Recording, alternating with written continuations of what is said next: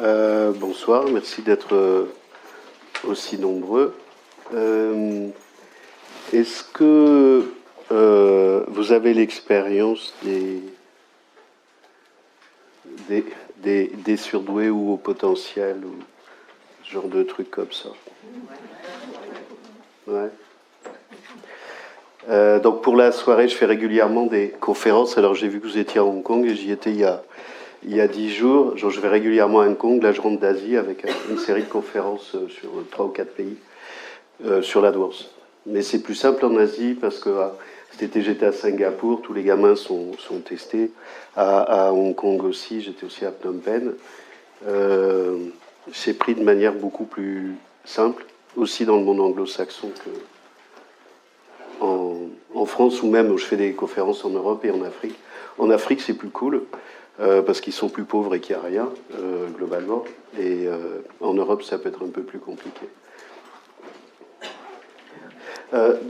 Donc je vous fais une présentation sur l'AdWords, restreinte, parce que ça pourrait durer des heures. Je vais essayer de faire ce que je peux. Et à l'intérieur de ça, je travaille depuis 20 ans avec le MBTI en France et à l'étranger. Je dois être à plus de, je sais pas, 4000 personnes et je compte plus. Et en particulier sur ce que j'ai pu observer depuis 10 ans avec les surdoués pour éviter qu'ils partent en vrille, ce qui me permet de les détecter et je généralise surtout les profils.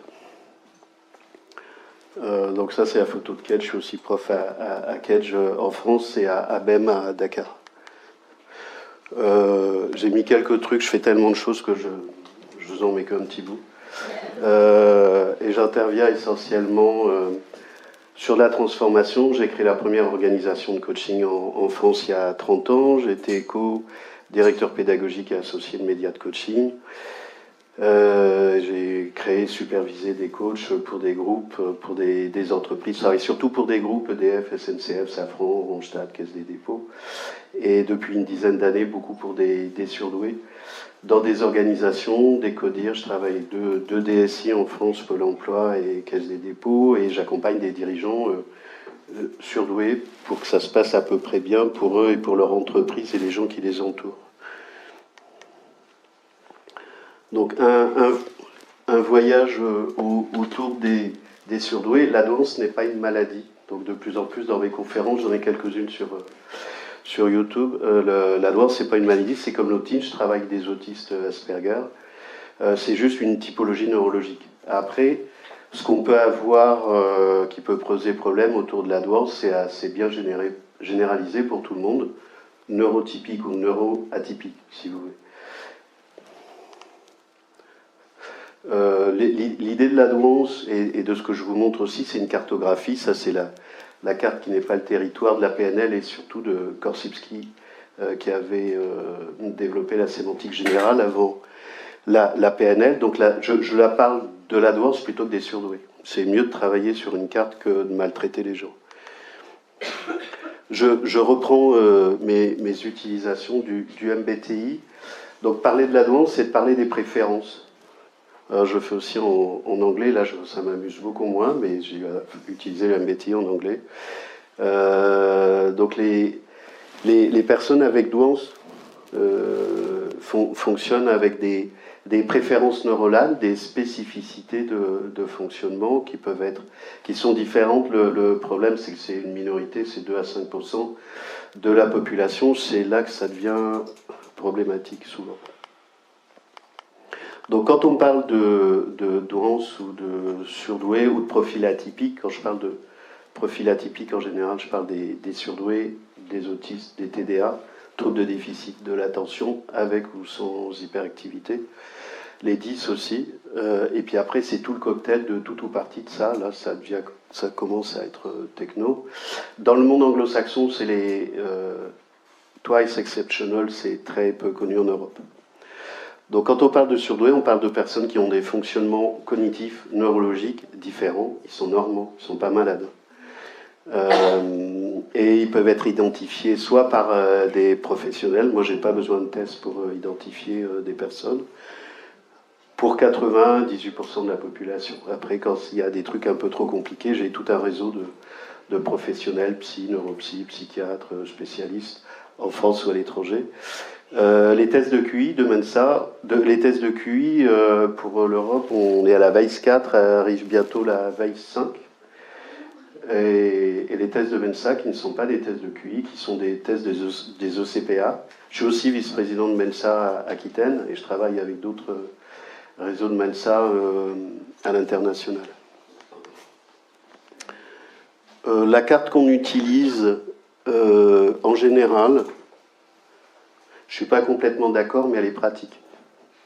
Si vous... Donc je vous la donne, je ne vais pas trop rentrer dans les détails. C'est-à-dire que la majorité de la population se trouve voilà, entre 85 et 115 de QI. Les chiffres, c'est de la maltraitance. J'aime pas les chiffres et j'aime pas les tests en général. Et quand on parle de douance, c'est autour de 130. Tout ça est arbitraire. 132 pour Mensa. Et autour de 145 parce qu'on a des écarts types, c'est-à-dire les univers. Dans le premier écart type 130, 145, dans le deuxième écart type 145, 160, ça ne fait pas les mêmes types de personnes. Moi, je travaille avec des gens qui sont au-dessus de 160, ils sont perchés dans l'univers. Ce ne sont pas du tout les mêmes univers. Bref, surdoué c'est 2%, THPI c'est 1 pour 1000. C'est embêtant si on veut trouver des homologues, si vous voulez. Donc c'est embêtant pour tout le monde, c'est embêtant pour les autres, c'est embêtant pour les personnes. Donc les situations aujourd'hui dans les diagnostics, donc c'est Q au-dessus de 130, 132 pour Mensa, l'évaluation de la personnalité, VAIS 4, les tests dont je vous ai parlé. Un rappel ou une difficulté, c'est que le test c'est juste un outil d'aide à la décision, et si c'était bien fait, on ne devrait pas décider de quelque chose que à partir du test. Qu'il soit homogène ou hétérogène, qui est encore un autre sujet. Et le problème, c'est le praticien. Alors je sais que c'est embêtant, mais pour moi, le problème, c'est le praticien. Un outil est neutre.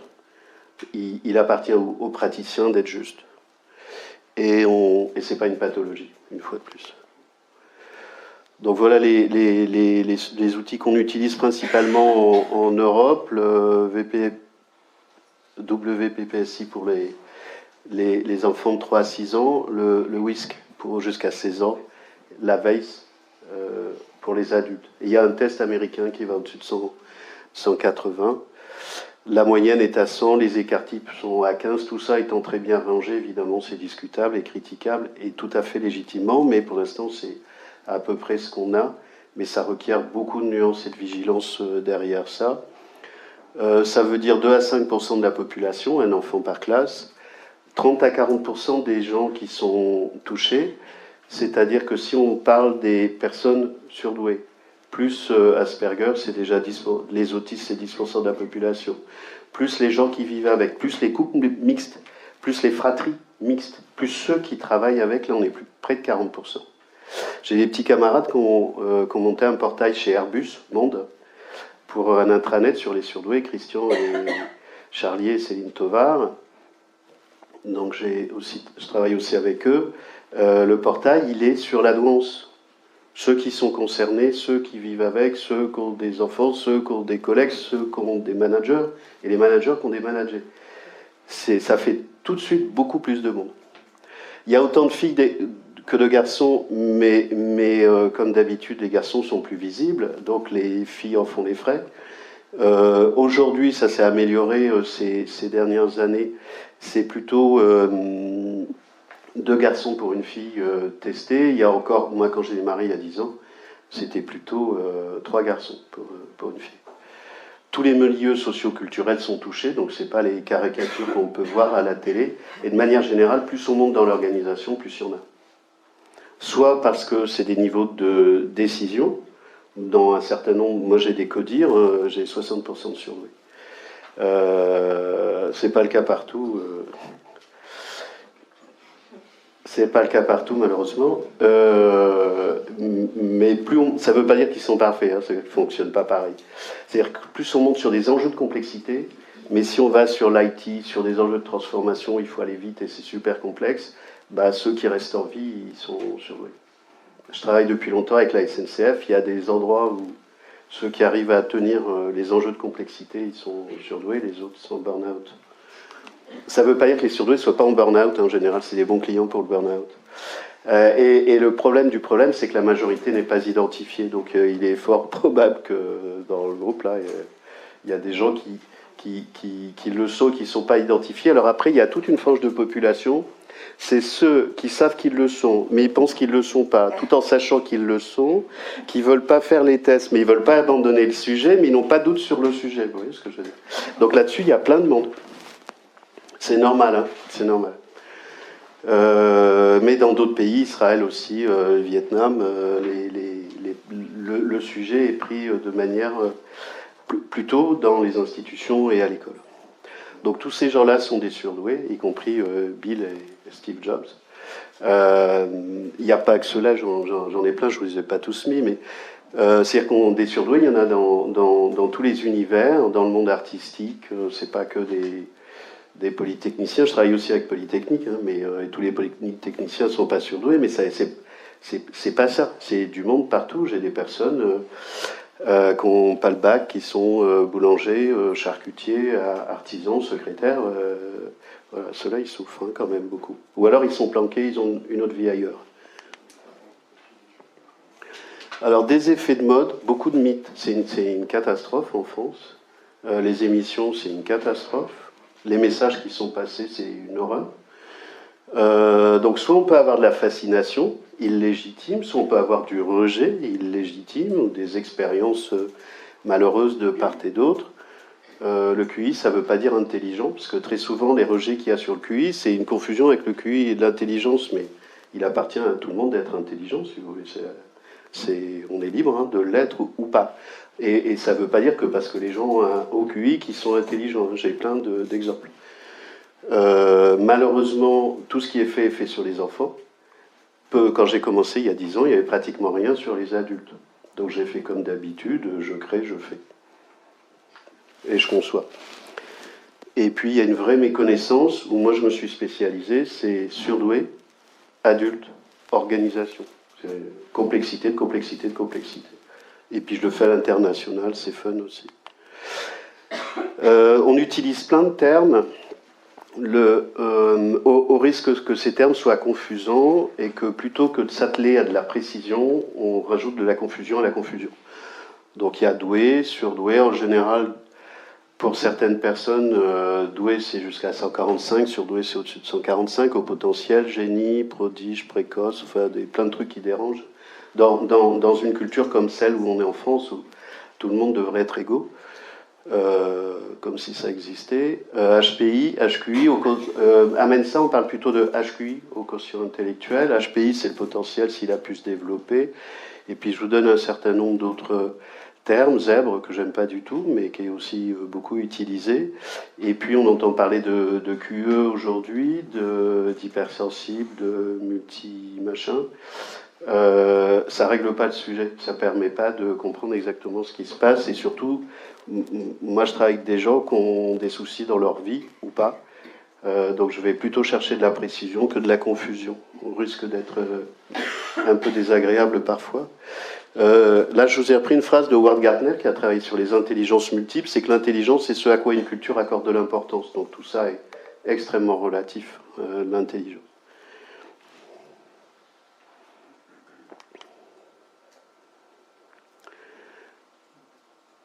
Une des typicités de fonctionnement, je vais vous donner quelques indicateurs, mais c'est le fonctionnement en arborescence.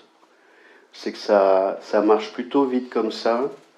C'est pas forcément un problème pour tout le monde, c'est-à-dire qu'il y a des personnes qui ont un cerveau gauche logico-mathématique qui est suffisamment cortiqué pour que ça, ils soient capables de le gérer. Donc on parle d'arborescence pour tous les surdoués, mais il y a des surdoués qui n'ont pas de problématique d'arborescence parce qu'ils sont équipés pour gérer le feu et ce qui se passe à l'intérieur. Mais globalement, ça fait beaucoup de choses en même temps. Ce qui produit de la sérendipité, c'est de la capacité à connecter des choses dans des univers différents et d'être des fois dérangeant, surtout si on parle. Donc voilà, ça fait des trucs qui s'arrêtent jamais. Là, c'est qu'un petit bout. Donc, c'est du matriciel, et ça nécessite, pour les jeunes en particulier, pour les adultes s'ils n'ont pas été aidés, de gérer l'architecture de tout ça, puis surtout les émotions. Très souvent, je dis, les surdoués, c'est des centrales nucléaires avec des cœurs de réacteurs. Le problème, c'est l'épaisseur des murs. Des fonctionnements spécifiques, il y a un certain nombre de personnes qui sont plutôt en mode fonctionnement cerveau gauche. Les surdoués, ils vont avoir plutôt un mode de fonctionnement cerveau droit plus cerveau gauche, et éventuellement des déséquilibres. Ce qui va donner des typicités. Il y a plusieurs familles ou de sous-ensembles de personnes surdouées dans ce fonctionnement-là.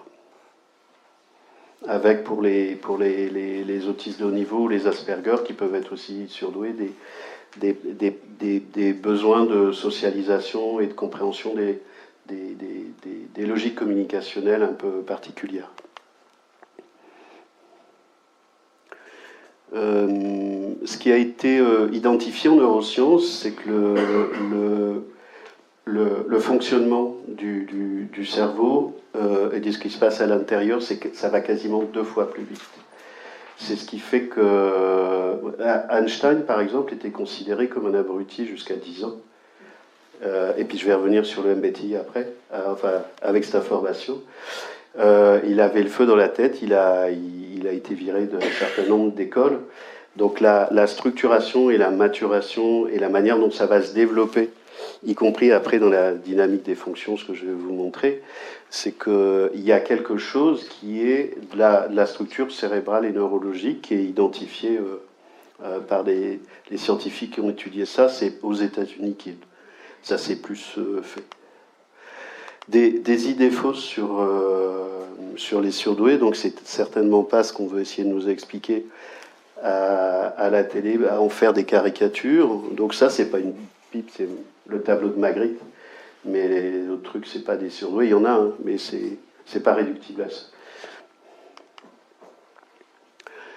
J'ai pris ça d'un site qui est magnifique, de Chloé, qui vient de sortir son livre, Rayures et ratures. C'est une jeune atypique.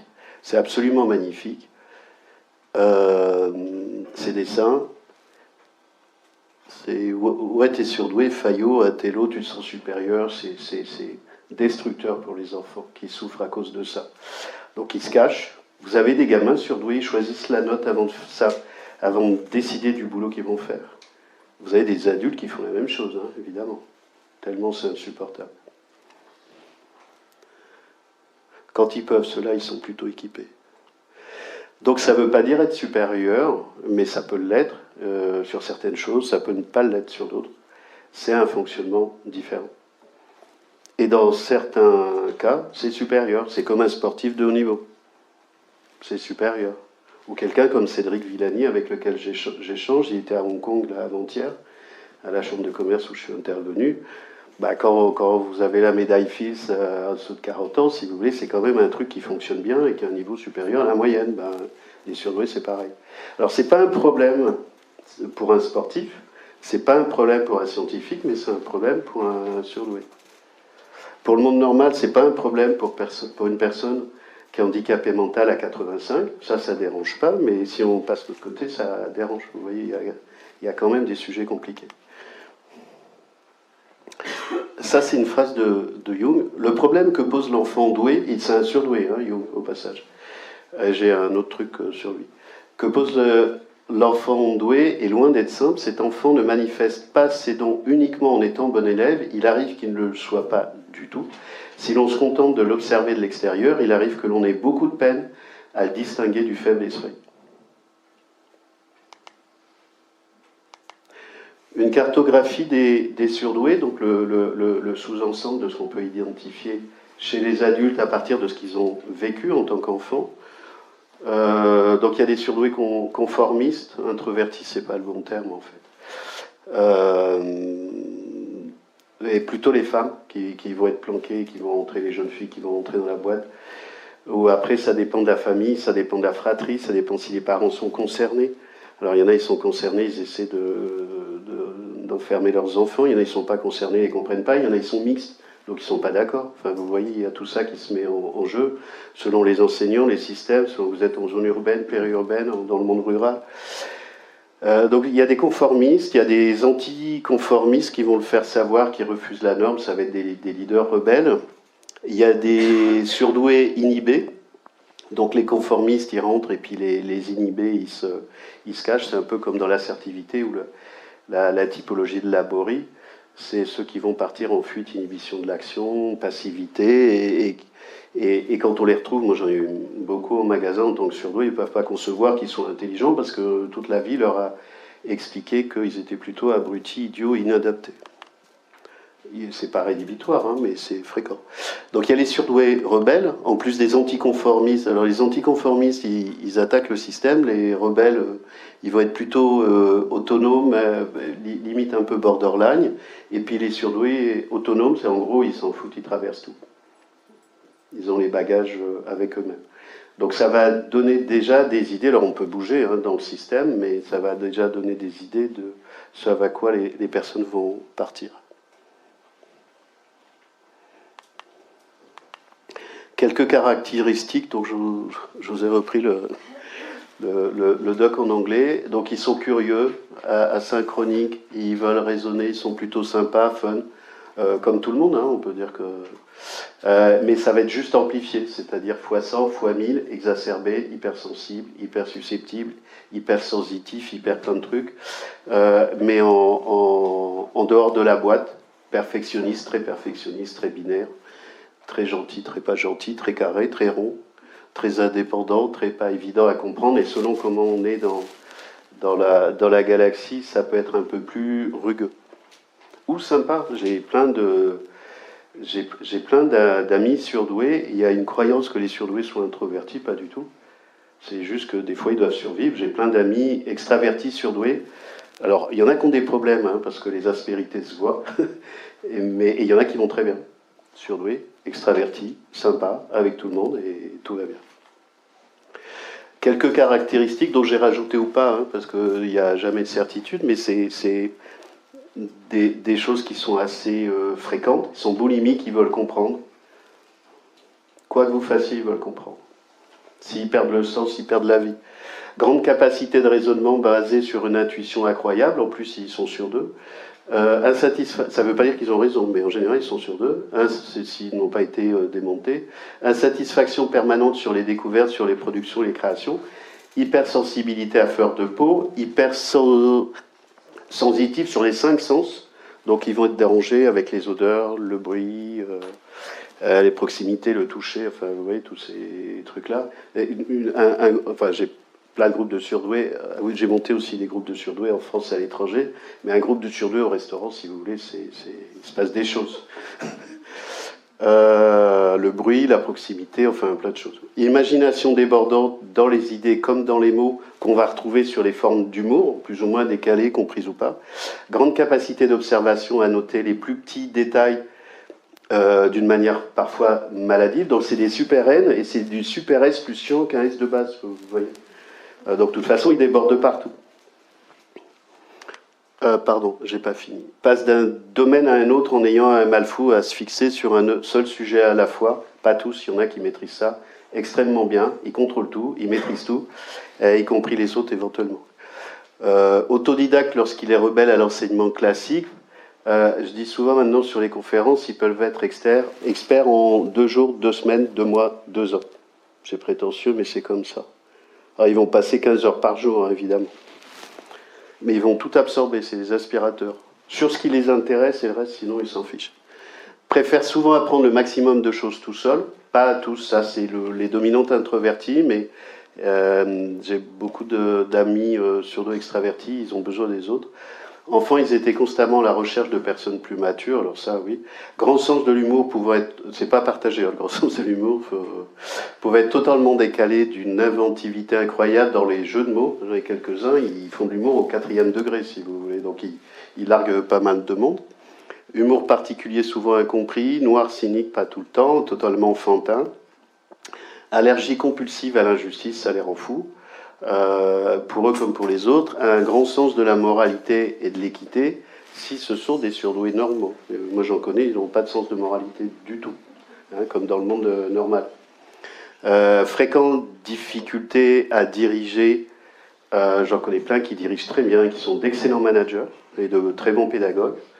Par contre, en général, les surdoués demandent une vraie compétence. Il y a une vraie proximité entre les caractéristiques des surdoués et ce qu'on dit des générations Z aujourd'hui, des jeunes, des piou-piou.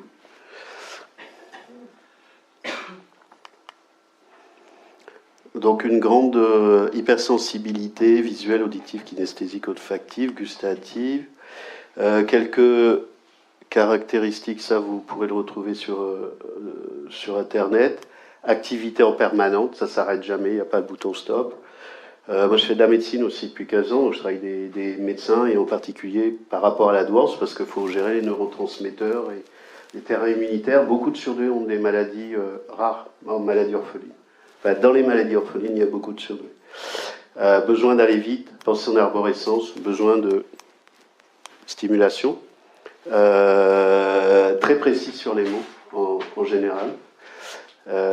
Une dominante neurodroitier, donc plutôt créatif, mais avec une forte présence logico-mathématique. Le langage, hein, il est aussi cerveau gauche, mais tout ça peut être assez inégal. Beaucoup de surdoués sont plutôt en dominante droite, donc avec des déséquilibres et puis un certain nombre de bizarreries, de voyance, d'anticipation, de trucs dont en général ils ne parlent pas. Le problème pour les surdoués, c'est que c'est un peu comme un avion, il faut un minimum de poussée pour décoller, sinon ils s'ennuient. Donc c'est plus facile de gérer de la complexité que de gérer de la simplicité. La simplicité est plus complexe que la complexité. Alors c'est bizarre, mais c'est comme ça. S'il n'y a pas un minimum de poussée, on s'ennuie, c'est comme si on rampait. Mais forcément, c'est pas très respectueux de le dire comme ça. Alors, je sais que je suis en général un peu cash, mais il faut que je fasse avec. Donc j'essaie de distinguer les choses, c'est pas pour les opposer. C'est juste pour montrer ce que vit un certain nombre de gens qu'osent pas le dire. Un souci qu'ils peuvent avoir, c'est que ce sont des lanceurs d'alerte. On en fait des fusibles, on les met devant, et quand ils se retournent, il n'y a plus personne. Vu le courage, qui est vraiment pas le truc le plus contagieux, c'est compliqué pour les personnes surdouées. Il vaut mieux faire chef si vous voulez, ça autorise plus de choses. Voilà, ça c'est souvent un problème. Ça c'est une phrase d'Albert. Tout le monde est un génie, mais si vous jugez un poisson sur sa capacité à grapper sur un arbre, il va passer toute sa vie à penser qu'il est stupide. Ça ne vaut pas que pour les surdoués, hein, quand je parle sur la typicité ou la typologie des surdoués, de la douance ou des personnes atypiques, ça vaut pour tout le monde, hein, évidemment. Les problématiques dans des systèmes enfermés sociétaux, ça vaut pour tout le monde. Et puis tous les problèmes de recrutement et des RH qu'on voit qui sont aussi aujourd'hui en pleine mutation. Alors, les tests. Les tests de manière générale, moi je travaille beaucoup avec les outils d'orientation solution en coaching depuis 30 ans. Les travaux issus de Palo Alto, c'est Gregory Bateson, Milton Erickson, Ilse Kimberg, Václavic, tous ces gens-là. La culture orientée solution, ou la thérapie narrative, j'avais travaillé avec tous les séminaires de Michael White. Soit on s'intéresse aux gens, soit on s'intéresse aux outils. Les outils, c'est les problèmes, les gens, c'est les solutions. Alors les deux sont utiles, il faut savoir juste où est-ce qu'on met les arbitrages. Donc moi, je mets les arbitrages sur les outils, ce qui peut me créer des problèmes, et je privilégie les gens. Ma posture, depuis 10 ans, c'est qu'aucun test, dans la manière dont il nous est enseigné, moi j'ai été formé par Covin Caillou il y a une vingtaine d'années, est recevable. Et je l'ai fait avec des petits camarades aussi qui ont fait PCM, je suis aussi formé au Processcom. Ça tient pas, c'est pas recevable. Donc soit ils se barrent, certains me disent ouais, on dirait Figaro Madame, c'est super, ouais. Ou ils essaient de rentrer dans la boîte tout bien comme il faut, comme beaucoup de gens. Mais en tout cas, ça marche pas. Donc je vais vous dire ce qui marche. En tout cas, de l'expérience que j'en ai depuis 10 ans, et j'ai jamais eu un rejet sur les centaines d'atypiques que j'ai pu trouver. je généralise à tous les tests, les bilans, les profils de personnalité, ce que vous voulez, et de la manière dont on dit qu'il faut les faire passer, qui va mettre les praticiens en échec. En fait, donc là j'arrive sur le MBTI et en particulier la dynamique des fonctions. Là où, quand on fait passer le test et qu'on le support et que on demande aux gens d'identifier leurs préférences en général, ben, on va essayer de les aider pour savoir de quel côté ils habitent de manière préférentielle. Donc comme d'habitude, un certain nombre de personnes nous disent ça dépend, ou je suis les deux. Et ben pour les neurotypiques, non. Pour les surdoués, oui. Et je suis affirmatif. Donc, pour moi, les surdoués, ils sont tout le temps, au démarrage.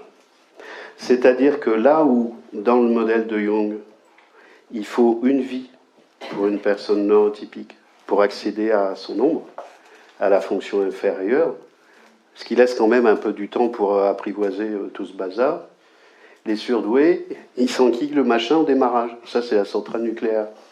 Ce qui fait que ça fait du boulot pour les psys, pour les neuropsys, ça fait des problèmes psychologiques, ça fait des problèmes d'apprentissage. Vous avez des enfants paradoxalement surdoués qui ont beaucoup de retard de langage. C'était le cas d'Einstein, mais beaucoup d'autres. Hein. Et on va dire, il est arriéré, pas du tout, c'est qu'il y en a trop sous le moteur. Il est trop jeune pour gérer tout le feu. Donc selon l'environnement qui est fait et le hasard, dans la dynamique de fonction, ça se passe comme ça. Alors, moi, quand je l'utilise, mais j'ai plein de journées à longueur d'année, je vais entendre, mais j'en ai tellement en magasin de personnes surdouées, je vais entendre ce qu'elles disent, comment elles le disent, et puis je vais les gérer en dehors du processus d'animation. Quand c'est en individuel, c'est facile, mais j'en ai souvent beaucoup en groupe. Par exemple, je fais le séminaire d'intégration à Kedge depuis 10 ans, l'école de management.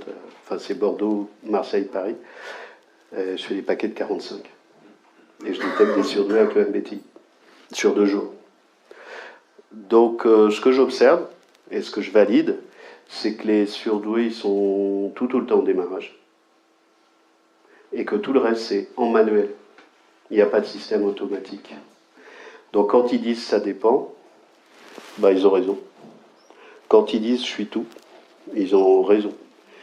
C'est ce qui fait que... Alors ils sont en dominante introvertie parce qu'il faut survivre au monde ordinaire, donc il faut d'abord apprendre à se planquer, sauf les rebelles qui risquent de faire du mal autour d'eux. Mais s'ils sont extravertis, ils peuvent être étrangement extravertis. Ils sont extrêmement S, très S, pire que S, qu'on ne les voit pas venir. Ils sont très N, plus N, mais dans la seconde qui suit, ils peuvent passer de super N à super S. Et puis selon les études qu'ils ont faites et ce qu'ils seront autorisés à faire, ça va bouger. Mais c'est que du manuel, c'est que du sur-mesure. Il y a 0 programme automatique. Alors pour certains qui vont être plutôt logico-mathématiques, cerveau gauche, un peu robot, ils se pensent très traités. Et puis si je vais jouer avec le cœur du réacteur en fusion, ils sont très F. Puis il y en a d'autres qui pensent qu'ils sont très F. Et puis vous les voyez de loin, vous pensez qu'ils sont F, vous vous rapprochez, vous prenez 2 coups de machette et vous voyez qu'ils sont aussi très traités. Ouais. Donc il y a un peu tromperie sur la marchandise, c'est des trucs hybrides, mais ça se voit pas dessus. Et puis en général, la majorité est plutôt P. S'ils ont pu s'autoriser à l'être, hein, parce que c'est pas bien élevé dans la vie de tous les jours, mais s'ils passent en mode conduite de gestion J, ils sont remarquables. Alors ça ne veut pas dire qu'ils sont mixtes partout, tout le temps, à tous les étages, ça veut dire qu'ils sont configurés manuellement avec un ensemble de contextes, mais ils ont accès à tout, dès le début. Et beaucoup, en fait, mais je le vois dans les bouquins de spécialistes qui interviennent, mes petits camarades, on peut se retrouver en conférence, beaucoup de gens surdoués font référence au MBTI et essaient de se ranger sur les 4 lettres. Donc quand je travaille avec des surdoués en coaching ou en accompagnement ou je sais pas quoi, en fait ils arrivent avec les 4 lettres et je les consulte sur les 4 autres. C'est quoi ton histoire alternative ? Donc je les aide à rapatrier les ressources qui ne correspondent pas à l'histoire qui se raconte d'eux-mêmes. Et alors là, c'est une vraie restauration des compétences, parce qu'ils essaient d'être gentils, hein, vu que c'est ce qu'on leur demande en général, de rentrer dans la boîte. Et ils ont abandonné des zones de compétences, de ressources auxquelles ils ont accès, tout le temps. Et quand je travaillais avec eux en coaching, bah, je les aide à interagir avec des tiers et leur expliquer que le monde normal ne fonctionne pas comme ça. Alors pas qu'avec MBTI, hein, avec plein d'autres choses.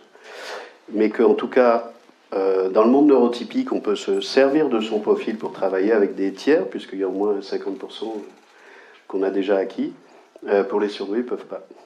Donc il faut mettre un mur étanche, rapatrier la typicité un peu hybride, où il faut faire du sur-mesure pour la personne surdouée, et apprendre à interagir avec une forme de prévisibilité, puisque le MBTI, il peut donner quelque chose de beaucoup plus confortable pour qu'une personne surdouée interagisse avec des personnes plutôt neurotypiques et interagir et comprendre et trouver le canal de communication.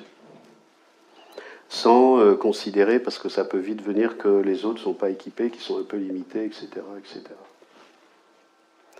Il y a de la maltraitance de part et d'autre, hein, possiblement, qui est plus souvent de l'incompréhension. Pour le PCM, donc je ne vais pas développer le PCM, mais juste pour poursuivre l'histoire avec le PCM, donc mes petits camarades de PCM qui se trouvent en échec avec les surdoués, ou qui passent à côté, ben, il suffit de renverser la pyramide et de mettre tout debout. Ben, je ne l'ai pas fait là. C'est-à-dire que même dans le process com, la personne surdouée elle a accès à tout le temps. À partir de là, eh ben, l'histoire de sa vie fait qu'il y aura peut-être une progressivité. Et puis que la partie la plus proche de l'empathique, ça va être le rebelle, parce que les trucs se bouclent. Mais en tout cas, il faut le concevoir autrement. Donc j'ai sauvé pas mal d'amis qui se retrouvaient en échec avec des atypiques qui ne savaient pas les gérer, donc, qui n'étaient pas forcément surdoués, hein, mais maintenant qui arrivent à être plus respectueux parce qu'ils n'étaient pas toujours, pour imposer à une personne la découverte de son type. Et puis j'ai découvert ça grâce à Emma qui est venue sur mes formations. Je fais des formations pour aider les professionnels à accompagner des surdoués. Je fais ça en Europe sur plusieurs pays. Et j'ai reçu de la part d'Emma qui est ici un truc magnifique. Alors ça tombait très bien pour la conférence de cette personne-là sur la créativité et les caractéristiques créatives dont il parle. Il présente des tendances contradictoires et extrêmes. Au lieu d'être des individus, ce sont des multiples. Ils continuent toutes les nuances du spectre, ils contiennent toutes les nuances du spectre, tout l'éventail des possibilités humaines, alors que la société nous encourage à ne développer qu'un seul pôle. Il ne parle pas de MBTI, il parle de créativité. Hein. Des personnes créatives. Des personnes créatives. Ce qui les définit, c'est leur complexité. La personnalité complexe va d'un extrême à l'autre selon ce que réclame la situation.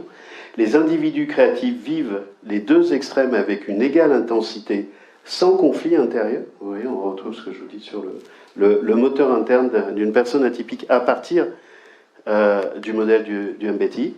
Ils ont énormément d'énergie physique, mais restent souvent en repos, ce qui peut apparaître étrange. Leur énergie est sous leur contrôle, pas celui du calendrier, de l'horloge ou d'un programme extérieur. Quand il le faut, ils ont la concentration d'un rayon laser. Le reste du temps, ils rechargent leur batterie, leur biorhythme, ils le mettent au point petit à petit en tant que stratégie pour atteindre leurs objectifs.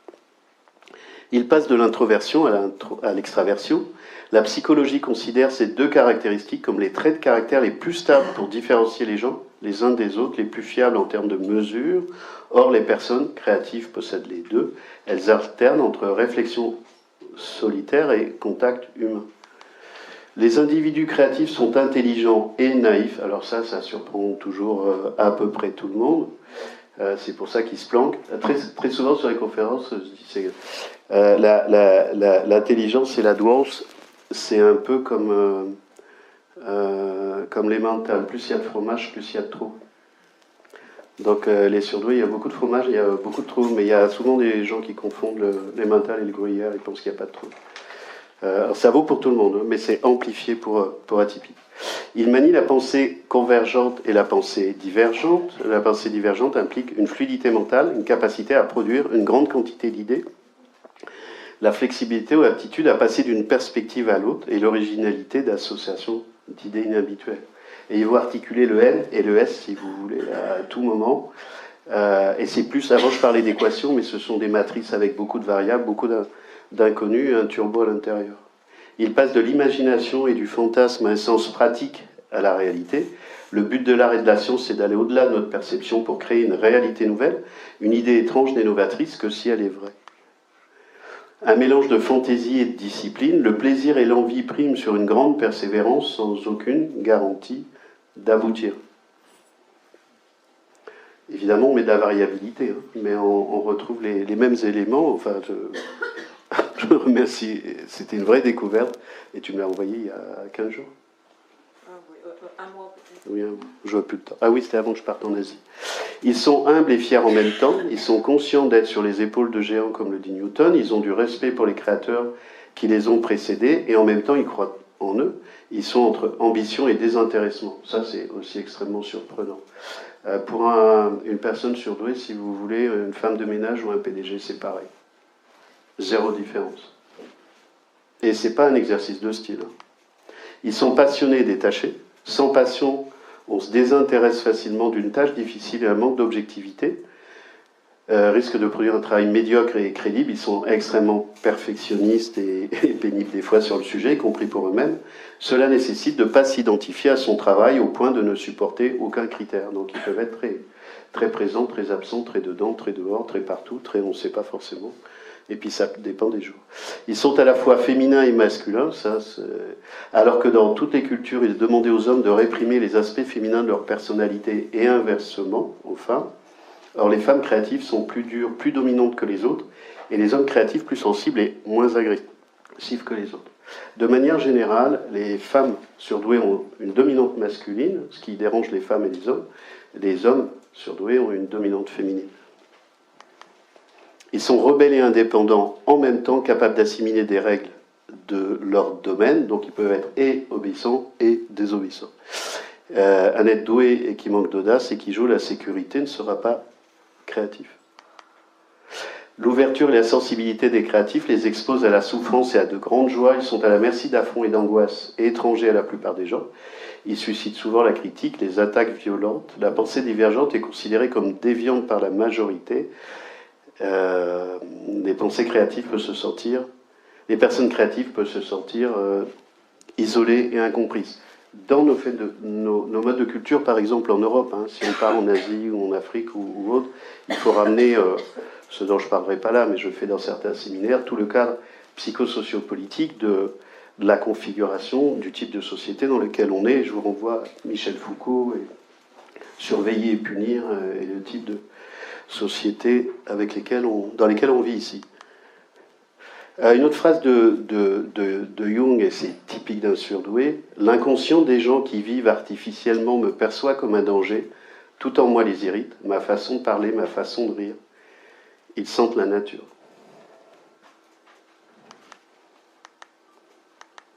Voilà, voilà.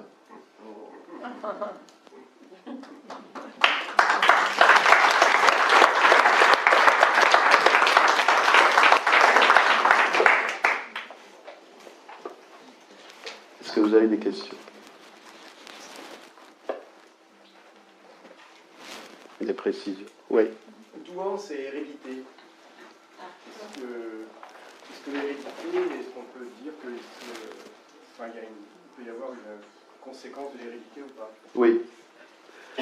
Sous quel modèle, je ne sais pas, mais il y a une très grande proportion à l'hérédité. Moi, mes parents ne sont pas surdoués. J'ai été tardivement, ma vie n'aurait pas été la même. Mais j'ai un grand-père qui l'était. Donc, il y a en général toujours de l'hérédité. C'est pas systématique, c'est pas automatique. Ça saute des générations et ça rajoute des problèmes aux problèmes. Vous avez des fratries où tous les enfants ne sont pas surdoués. Compliqué pour les parents. Mais oui, oui, il y a beaucoup d'hérédité. De votre expérience, qu'est-ce qui se passe si ce n'est pas détecté à l'âge adulte, encore à l'âge adulte, par exemple? Ce qui est la majorité. Ouais. Alors, ce qui se passe, c'est le hasard d'une coque de noix sur la mer. Donc, si c'est pas détecté, ça va dépendre du hasard, de la force de la personne, ça s'appelle l'entéléchie, à survivre à ça. Selon que c'est un homme ou une femme, c'est beaucoup plus compliqué pour les femmes. Il y a plein de choses qui sont plus compliquées pour les femmes, mais c'est encore plus compliqué pour les femmes surdouées. Ça dépend. Pour moi, j'en détecte beaucoup, des centaines. J'ai pas besoin des tests.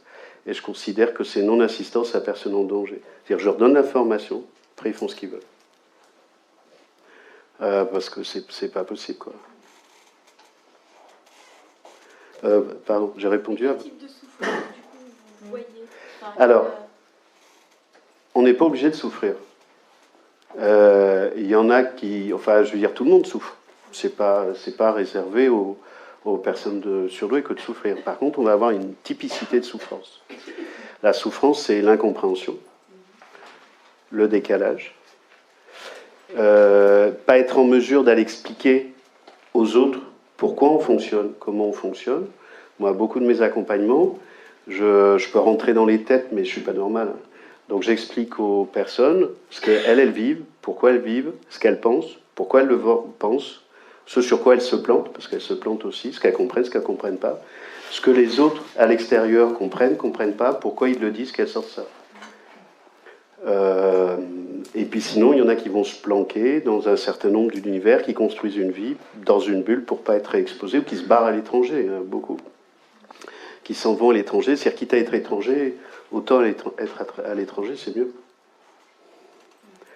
Donc il y a toute une variation de la souffrance qui peut valoir pour n'importe qui, mais avec une typicité pour les personnes surdouées.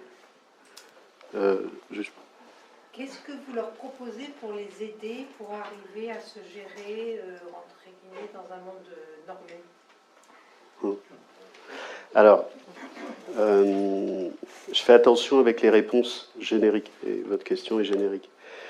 Ça va dépendre du contexte, ça va dépendre de la personne, ça va dépendre des enjeux, ça va dépendre de l'équilibre ou de déséquilibre familial, parce que forcément ça ne s'arrête pas à la porte de la maison.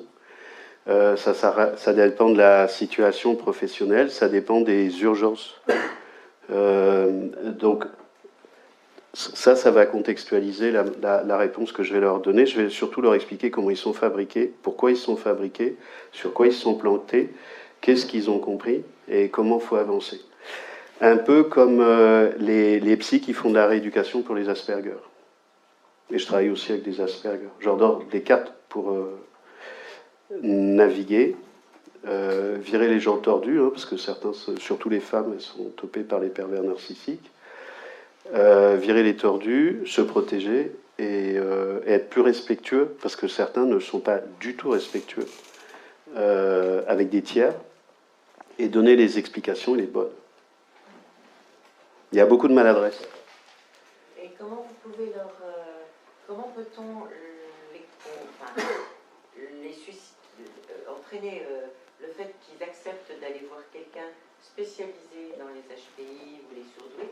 Parce qu'en règle générale, ils ont déjà vu 1, 2, 3 coachs. Malheureusement, oui. Et le problème, c'est qu'ils sont total contre. Et on peut leur dire, c'est que de toute façon, non. En fait, non, ils ne sont pas total contre. Alors oui, mais comment on leur dit? Je vous explique.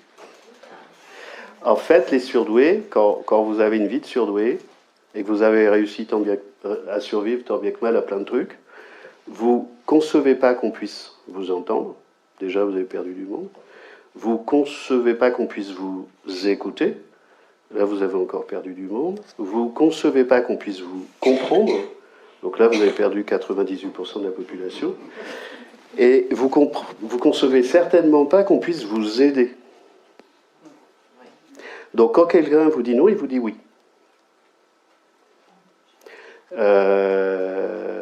Ça, c'est... Enfin, j'ai aussi une casquette de thérapeute dans toutes mes casquettes. C'est les champs de thérapie collaborative, c'est les travaux de Derrida. Derrida disait « Tout langage construit a en lui sa déconstruction. Donc moi, quelqu'un qui me dit non, il a quelque chose à dire. Donc je sais qu'il dit oui, à quelque chose d'autre. Donc quand quelqu'un dit non, il dit non à la maltraitance, aux incompréhensions, à tout ce qu'il a vécu. Donc quelqu'un qui me dit non, je dis c'est normal, à votre place, je dis non. Mais on peut quand même avancer.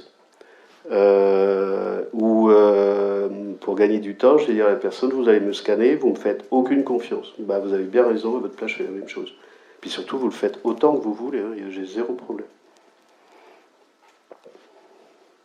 J'ai répondu à votre question?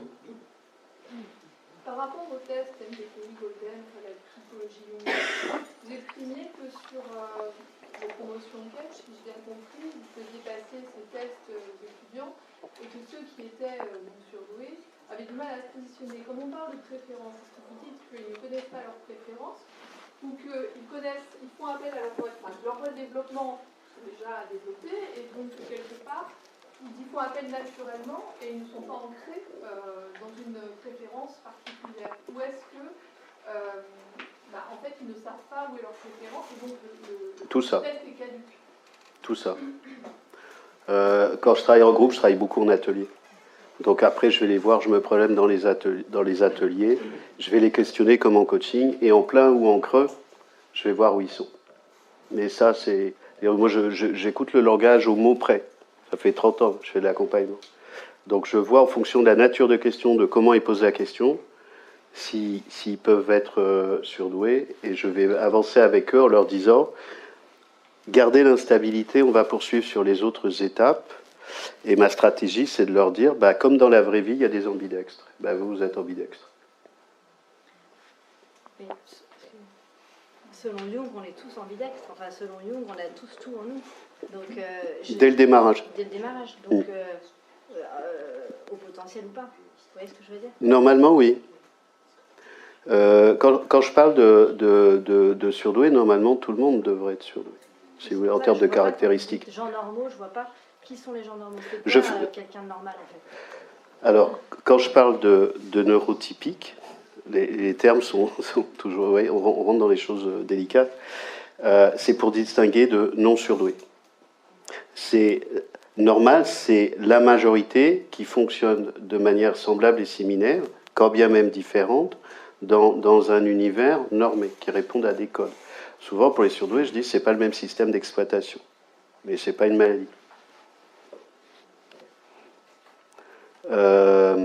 Donc la manière dont je vais utiliser la dynamique de fonction ne sera pas la même. Et en d'autres temps, j'aurais pu maltraiter ces personnes en les obligeant à rentrer dans un process que je ne fais pas là. Mais qu'on ait tout a priori au démarrage, je suis d'accord. Mais la manière dont ça se déploie, on voit bien que neurotypique ou neuroatypique, il n'y a pas les mêmes processus. Moi, je fais avec de l'expérientiel et avec des gens. J'ai répondu. J'ai une question concernant l'empathie.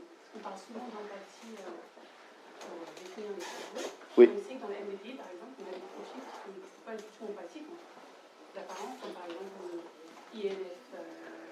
INTJ, il me semble, ou le ISTJ, qui a priori ne sont pas des gens forcément basés sur qui prennent leurs décisions par rapport à leurs émotions.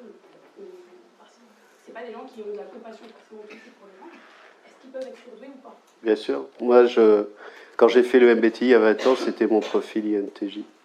Ah, vous pensez qu'un profil peut... C'est ça, non, c'est sûr que c'était ma croyance.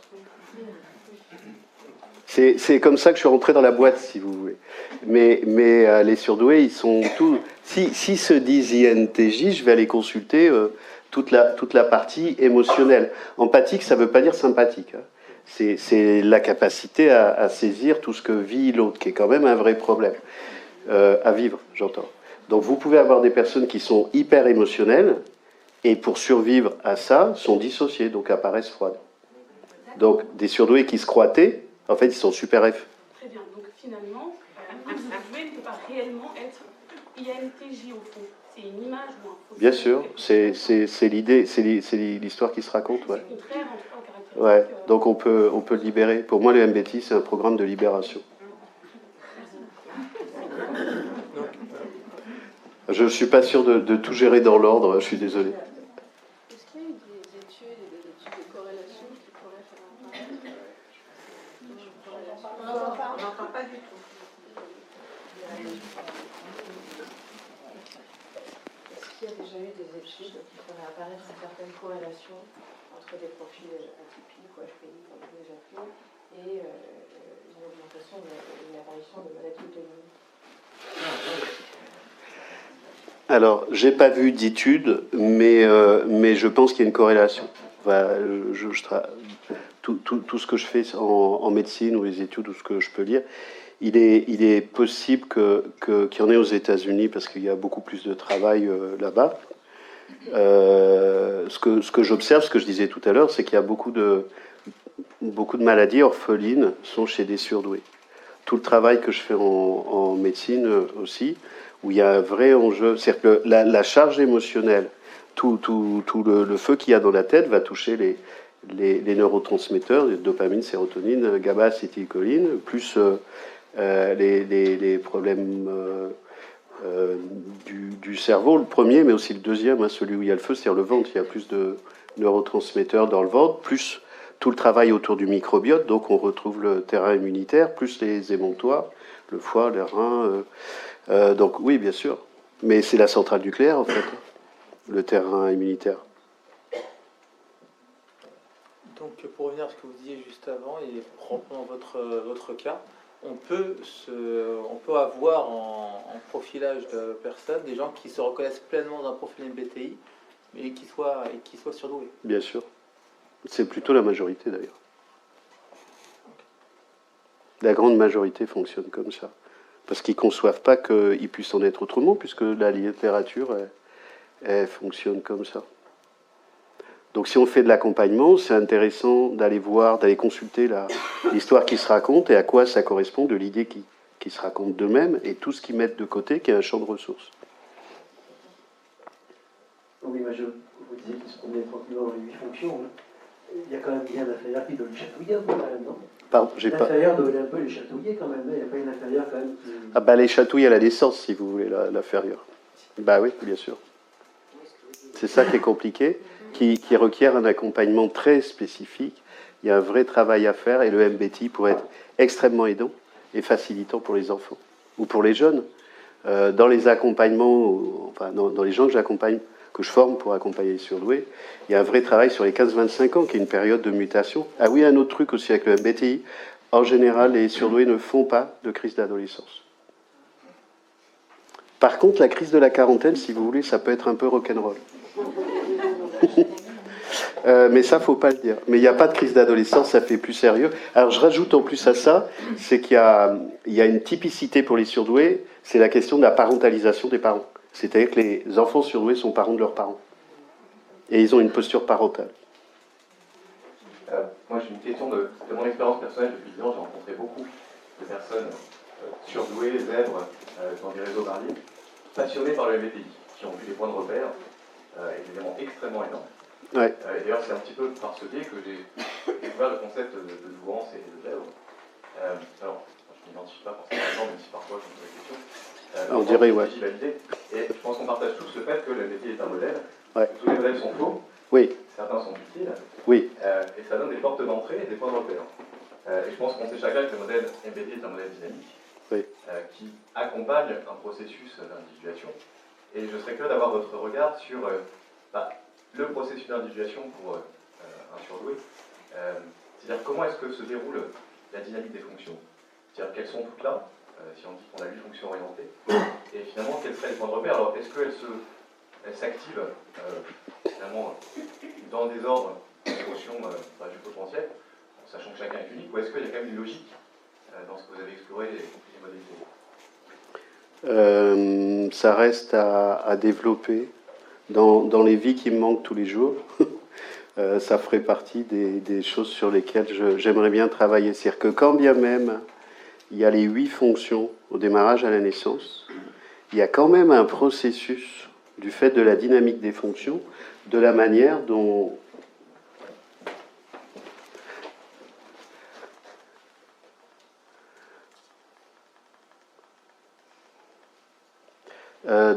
ça va bouger. C'est-à-dire que tout ça est aussi en dynamique, c'est pas stable. Donc il y a l'espèce de machin où il y a tout dedans. Il y a le feu, ça marche comme ça peut en fonction de l'environnement et de la manière dont la personne peut survivre. Et en plus, ça va bouger au cours du temps. Comment? J'ai pas assez travaillé ce sujet. J'observe les mouvements, je donne de l'information aux gens, mais j'ai pas eu le temps de rentrer dans le moteur. Et puis il me faudrait des cobayes. Alors j'ai plein de cobayes, mais j'ai que 24 heures par jour, c'est une catastrophe. Je m'en sors pas. J'ai fait 2 burn-out quand même, mais donc il faut que je restaure. Donc c'est un excellent sujet parce qu'il y a des jeux d'influence. Mais j'aime bien être sûr de moi, et là, j'ai pas de réponse dont je sois sûr. Et vous-même, vous l'avez vécu comment chez vous alors? Quoi? Cette individuation, lorsque vous avez été identifié surdoué? Tardivement, ouais, malheureusement. Bah, moi, j'ai l'impression d'être un survivant à une machine de guerre, donc si vous voulez, je me sens déjà pas dans le monde. Donc je sais pas très... J'ai eu accès à tout, et tout ce que... Quand j'ai des trucs qui vont pas, je préfère les faire plutôt que d'être critique ce que je peux faire rapidement, en essayant d'être respectueux. Je fais tout seul, depuis 12 ans. L'âge de 12 ans. Et j'essaie de trouver des alliés. Et comment vous gérez alors votre émotionnel débordant? Je me dédouble, je me dissocie. C'est pratique. Et vous avez fait ça. Ouais. Pour faire le lien entre MBTI et douance, quels sont les profils dans lesquels on retrouve le plus de surdoués? Je ne sais pas répondre puisqu'ils sont tous. Parce que, alors, si je vais répondre autrement, pour la France en tout cas, il y a plus d'introvertis sous contrainte sociale, plutôt des N, parce qu'ils ont besoin de... C'est les amplitudes et les arborescences. Ils ne mesurent pas à quel point ils sont S, c'est les autres qui le mesurent. Plutôt F, cerveau droit, de l'idée qui se raconte, parce que quand ils sont T, si vous voulez, c'est quand même un peu acerbe. Et plutôt P, en dominante. T'as tout? Alors moi, c'était pas une question, c'était plutôt une requête. Ouais. Parce qu'en fait, il circule énormément d'informations qui disent qu'un surdoué, il est forcément ici. Il y a même des statistiques. Ça me rend fou, ça. Différents types. Ouais. Et publiez, écrivez s'il vous plaît ce que vous venez de nous dire, je suis totalement convaincue. Ça me rend fou les autres trucs sur les surdoués, c'est ça ou pas ça. Enfin, c'est de l'enfermement, je supporte pas les enfermements. Donc les surdoués, ils sont pluriels comme tout le monde, avec des variations, et ce sont des gens normaux avec douance, comme disent les autistes, avec autisme. Moi, j'aurais une remarque juste. Est-ce que vous pensez que la perception liée aux caractéristiques des surdoués n'est pas plutôt du fait dans le métier des lettres N, P, et qui renvoie directement à l'intuition extravertie? Parce que moi... Attendez, je suis perdu. Vous pouvez reprendre le micro. Il m'a manqué des mots. Oui. Alors, en fait, je trouve que la perception des caractéristiques liées aux surdoués, elle est surtout, elle fait directement résonance aux lettres N et P dans le MBTI, et elle renvoie directement à l'intuition extravertie, parce que moi je me retrouve pas particulièrement dans... Enfin, je sais pas si je suis doué ou pas, mais j'utilise le NI en fait, et je préférerais le terme de multipotentiel au terme de surdoué, qui englobe une trop grande caractéristique pour être... je sais pas si vous... Oui, j'ai compris. Alors moi, je pense éventuellement et totalement l'inverse. Je trouve que multipotentiel ne rajoute absolument rien, si ce n'est de la confusion. Surdoué, il y a de la typologie, il y a des travaux dans le monde entier, il y a des milliers d'heures et des centaines de milliers de pages, il y a des travaux neurologiques et des travaux scientifiques. Que vous ayez des préférences à l'intérieur de votre profil, bah ouais, vous avez le droit. Et vous pouvez avoir une typicité en tant que surdoué. Surdoué, c'est pas un truc stable, hein. C'est une espèce de... C'est une typologie, et puis il y en a qui sont de plus en plus paumés dans l'univers. Faut savoir aussi, dans les difficultés, c'est qu'il y a plus d'écart entre... il y a plus d'écart entre... un deuxième écartique, 145-160, par rapport à un premier écart type, 130, 145, que premier écart type et personne neurotypique. C'est pour vous dire toute la variation. Donc vous pouvez avoir, du fait de votre histoire, de votre préférence, et d'être sur un N introverti, moi ce qui me va bien, si je pouvais rester dans l'univers, ça m'irait très bien. Je n'ai pas forcément envie de descendre dans l'humanité. Donc il y en a qui y arrivent, mais il y en a qui finissent en HP aussi. Donc forcément, il y a une proximité avec toute la variation. Mais les surdoués, ils ont la liberté et les encombrements d'avoir plein de trucs au démarrage. Mais parler de multipotentiel, ce que fait, comment il s'appelle, Mathieu Lassagne, dont il parle beaucoup, on en a échangé avec Mathieu, ça rajoute rien pour préciser les choses et clarifier les choses. Tout le monde est multipotentiel. Vous voyez, ça ne caractérise pas des surdoués. Alors on peut aller là-dedans. Hein. Moi j'aime bien les trucs précis qui aident les gens à se retrouver dans la vie. Parce qu'il y a quand même une quête de sens, c'est de savoir qu'est-ce qu'on fait de tout ça. Ça passe vite. Hein. J'observe de plus en plus que ça passe vite. Ça m'énerve. Vous avez dit que c'était plus difficile pour les femmes. Oui. On va en dire plus. Je ne me suis pas encore lancé pour faire... J'ai plusieurs conférences qui attendent sur femmes surdouées.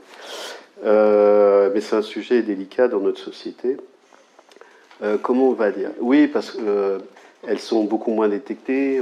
À la période de nos parents, tout ça disparaissait. Les femmes, on ne s'en occupait pas. On s'occupait des garçons. En plus, ils mettent le bazar. Donc déjà, elles sont dans un profil social, psychologique, familial, plutôt planqué, plutôt rangé, plutôt à passer sous le radar. Alors, selon l'énergie qu'il y a dedans, ben, ça peut faire des soucis. Comme je disais tout à l'heure, les femmes surdouées ont une dominante masculine. Donc, vu de loin, ça ressemble à une femme. Vu de près, ça ressemble à un truc hybride, si vous voulez. Mais bon, il faut vérifier, donc pour elles et pour les autres. Donc, c'est bien. Donc, en général, elles vont perturber les autres femmes qui ont bien observé que, vu de loin, c'est une femme et vu de près, c'est autre chose. Qu'elles n'iront pas accès. Qu'elles arrivent à interagir avec les hommes de la manière dont les femmes neurotypiques ne feront pas. Les hommes, comme d'habitude, surtout quand ils n'ont pas toutes les options, ben, ils sont en mode proie prédateur, puis après ils les virent. Vous avez par exemple des femmes où les hommes sont barrés une fois que la femme a été détectée surdouée. Enfin, voilà, il y a plein de trucs spécifiques, au-delà du plafond de verre, du rapport à l'autorité, du pouvoir et tout ce bins-là. Que si en plus vous êtes une jeune femme et que vous allez plus vite et que ça se voit et que vous commencez à l'ouvrir, si vous voulez, vous cumulez les handicaps. Donc j'en accompagne beaucoup pour se défendre. Parce qu'en plus, il faut savoir se défendre. Donc c'est autorisé aux hommes, moins aux femmes. Moi, je voulais vous demander les HPI et le couple. Pardon? Est-ce que c'est vraiment oui. Mal barré, quoi? C'est pas gagné. Voilà. Qu'on soit HPI avec quelqu'un de neurotypique, ou qu'on soit... Enfin, bon, c'est compliqué. C'est très mal. C'est ça. Quand son conjoint est HPI, on fait comment? Alors, il faut beaucoup d'amour. Comment on veut dire? Vous me posez une question générique avec un enjeu personnel. Mais je vais quand même vous répondre. Ça dépend. Ça dépend du contexte. Alors j'ai plein d'exemples de couples HPI qui explosent, hein, comme deux bougies que vous ramenez. De couples HPI qui se comprennent bien parce qu'il n'y a pas besoin de se répéter, parce qu'il n'y a pas besoin de mettre les sous-titrages, parce qu'on veut... Oui, c'est chiant les sous-titrages. On n'aime pas se répéter non plus. Parce que les charges émotionnelles, il faut les supporter, parce que les HPI ont besoin de s'isoler. C'est pas qu'ils rejettent, c'est qu'il leur faut de l'isolement. C'est comme les tableaux électriques, de temps en temps, il faut un peu d'air frais. Donc ça peut être très très mal vécu. Et puis, certains surdoués, donc il y a une autre caractéristique dont je ne vous ai pas parlé ici, c'est le déficit d'inhibition latente. Vous connaissez ce truc-là? Je vous explique. Ça crée des problèmes aussi dans les couples et pas que. Déficit de l'inhibition latente, c'est que quand on parle normalement à quelqu'un, on est concentré sur la personne, et puis ça va prendre un certain temps, puis tout autour, ça s'efface. Ça, c'est inhibition latente. Donc les surdoués, ils n'ont pas ça. Donc ils écoutent la personne, plus les voisins, plus le truc, plus le machin, plus le menu, plus la musique, plus les oiseaux, plus ce à quoi ils pensent hier, avant-hier, demain, tralala, tralala. Et l'autre en face, il dit, mais tu m'aimes pas, quoi, c'est pas possible, c'est n'importe quoi, t'es pas concentré. Voilà, voilà. Et c'est pas qu'ils font exprès, c'est juste que c'est... Donc c'est beaucoup de choses. Alors c'est mieux d'avoir le modèle pour pouvoir expliquer et de dire que c'est pas de la mauvaise volonté de part et d'autre. Donc dans les couples, j'ai des couples mixtes qui fonctionnent, des couples mixtes qui fonctionnent pas, des couples 2 sur 2 qui fonctionnent ou pas, j'ai tout. Dans un couple mixte, celui qui est pas surdoué, faut qu'il ait un peu d'abnégation, de compréhension, à accepter certaines choses. Et dans les couples mixtes, donc c'est l'homme qui est surdoué ou la femme qui est surdouée, ça, c'est pas pareil. Et puis après, il y a les enfants. Selon que les enfants sont surdoués, pas surdoués. Donc on va dire, ben voilà, t'es bien le fils de ton père. Comme d'habitude, mais avec ça en plus. Donc ça rajoute sur toute la systémique familiale. Et puis les beaux-parents. Oui.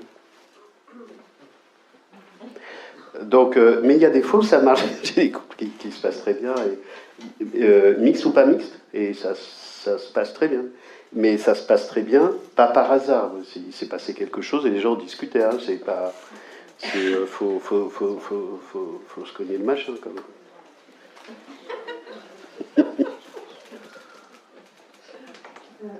Question générique, mais avec un oui, comme d'habitude.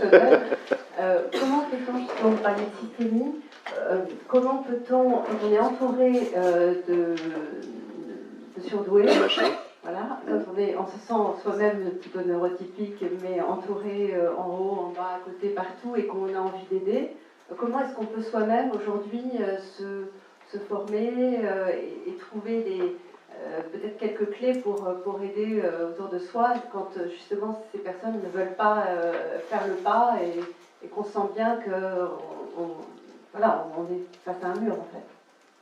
Alors il y a plusieurs questions, mais je vais répondre aux questions. Se former c'est compliqué parce que ce qui existe est très teinté, très orienté.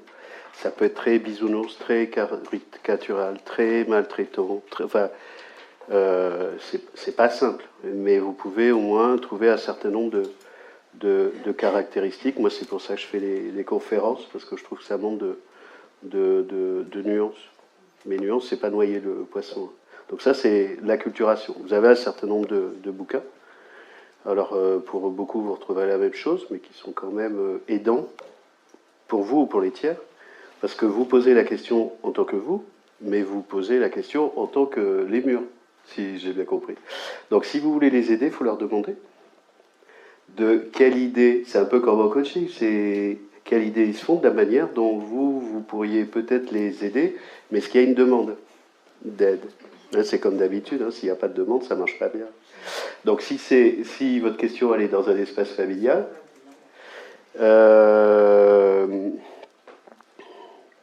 c'est mieux de traiter le système et de voir si le système accepte de mettre un peu de bienveillance et de compréhension pour mieux vivre ensemble, parce que sinon vous risquez j'imagine que vous avez des pièces autour de vous qui comprennent ensemble et ça vous retrouve isolé. C'est ça? C'est plus vaste, hein. La question est plus large que ça. Le système est sur plusieurs générations. Et vous êtes isolé dans ce système? Non, je ne sens pas que le problème me concerne. Qui a le problème? En dessous, au-dessus, à gauche, à droite. Alors là, c'est trop générique. Non, en fait, je ne sais pas vous répondre. Je reviens à du générique. Comment faire pour s'acculturer et peut-être aider quand les gens ne veulent pas aller vous voir, aller voir un coach? Vous avez des livres? Des livres. Ouais.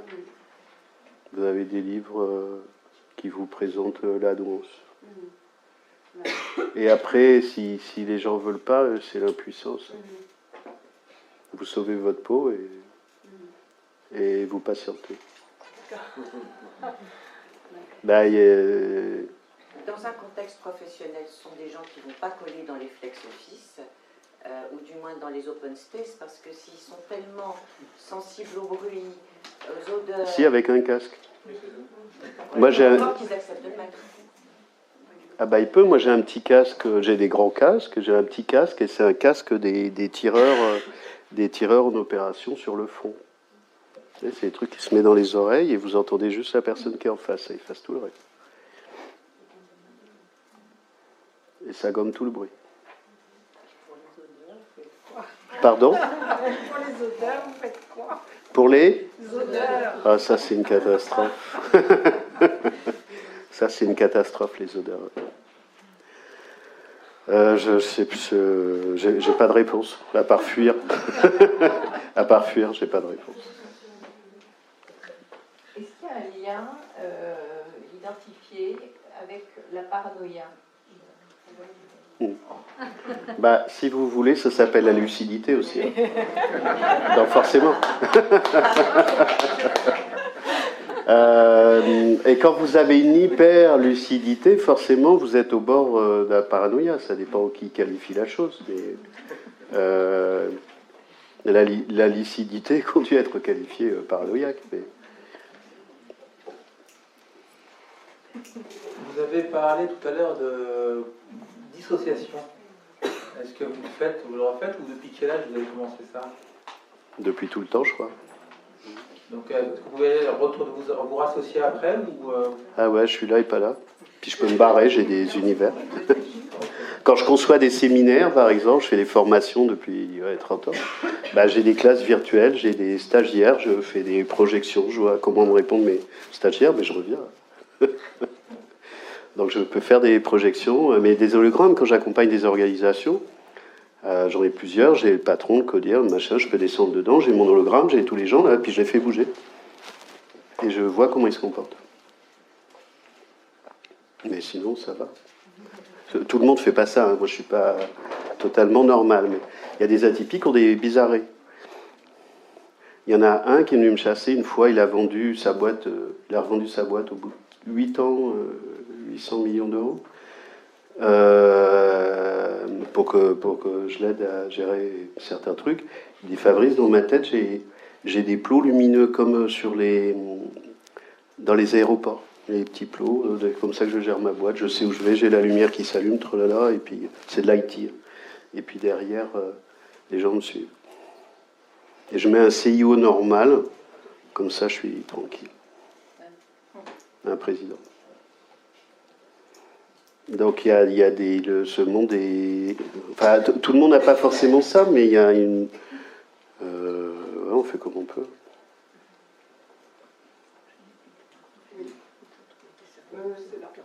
Là, voilà, je suis ici. Ah, merci, pardon, je vous cherchais. Oui, comment aider éventuellement quelqu'un qui n'a pas été diagnostiqué comme au potentiel surdoué dans son enfance et son adolescence, qui en tant qu'adulte a quelqu'un dans son entourage ou peut-être un professionnel qui lui a annoncé qu'il était probablement un haut potentiel. À vous écouter avec tout ce que vous avez dit, je crois m'en rendre compte. Comment faire pour l'aider dans cette période de vie où il a à peu près 35 ans? Il s'ennuie à mourir dans la boîte où il est. Il ne veut pas partir parce que cette boîte a besoin de lui et que par éthique, par respect de valeur, il tient bon pour rester, tout en ayant, comme vous l'avez évoqué, l'envie d'aller à l'étranger. Donc il est coincé là-dedans et il est très, très autoritaire, très affirmé dans sa façon de dire « je dois rester parce que je me suis engagé et que ce n'est pas le moment de partir ». Et il est malheureux. C'est une pièce maîtresse? Très malheureux. C'est une pièce maîtresse dans l'entreprise? Il est important, oui, parce que l'équipe a été diminuée et il est le seul à savoir tout faire. Il est du genre C'est ça. Voilà. En général, derrière un surdoué, on en met 2 ou 3. Mais c'est épouvantable, quoi. Ça c'est surdoué de haut niveau, il est au-dessus de 145. Il est dans le 2e écart type. Ouais. Bon, ça va pas compliqué. Bah, c'est plus compliqué. Oui. C'est plus compliqué parce que ce niveau de densité-là, il y a des trucs en plus. Et quel type de société? Il est dans une société... bon, lui, il a le sujet informatique et... C'est ça, dans l'IT. pas beaucoup d'argent, ils ont licencié tous ceux qui pouvaient être licenciés. Puis ils l'ont gardé lui. Bah, c'est un piège. Alors c'est atroce pour lui, donc il sent qu'il doit rester. En fait, la solution, c'est d'arriver à faire un coaching pour déconstruire sa croyance sans abandonner ses valeurs. Parce qu'il peut finir avec un burn-out. Il va dans le mur. C'est ça, bien sûr. C'est ce que je ressens. Bien sûr. J'ai bien fait de venir vous écouter. Merci. On va garder encore 2 questions. Il y a une question là. Peut-être vous m'entendez. Oui. Vous venez juste de dire au-dessus de 145, il y a des trucs en plus et c'est compliqué. Vous pourriez détailler un tout petit, développer un tout petit. Le monde intérieur est plus vaste, la personne est plus perchée.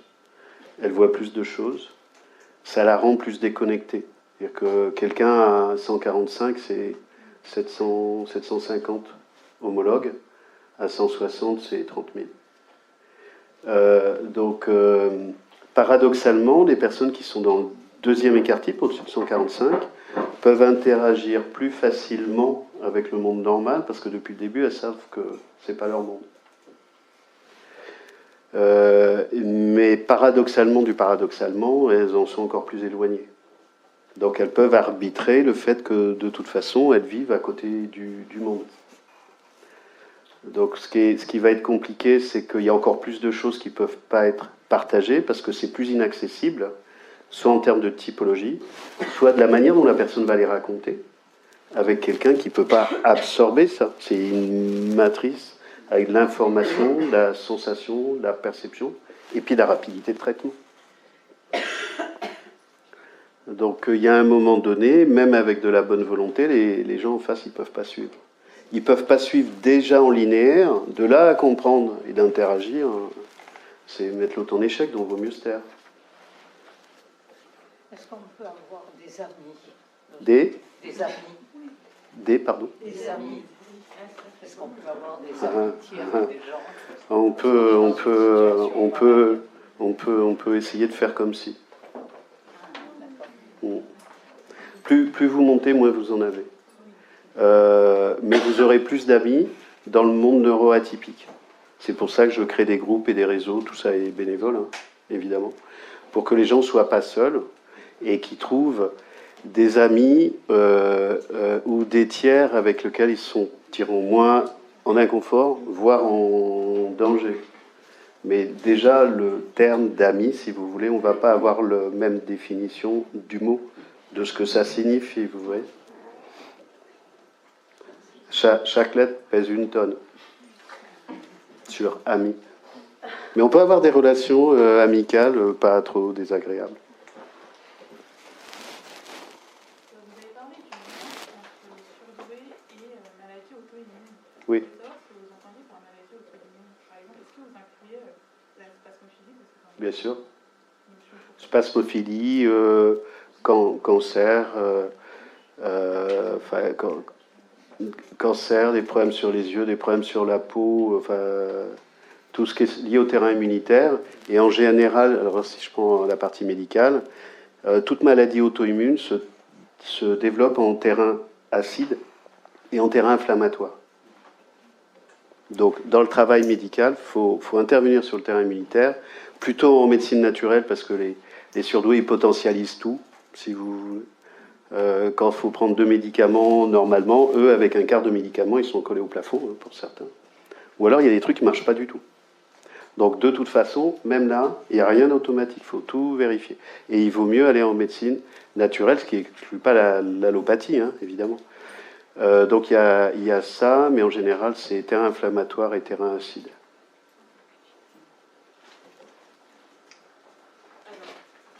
Ces 3 mots pas très cool, dépression, maniaco-dépression, suicide. Oui, c'est joli. Et il y a une question?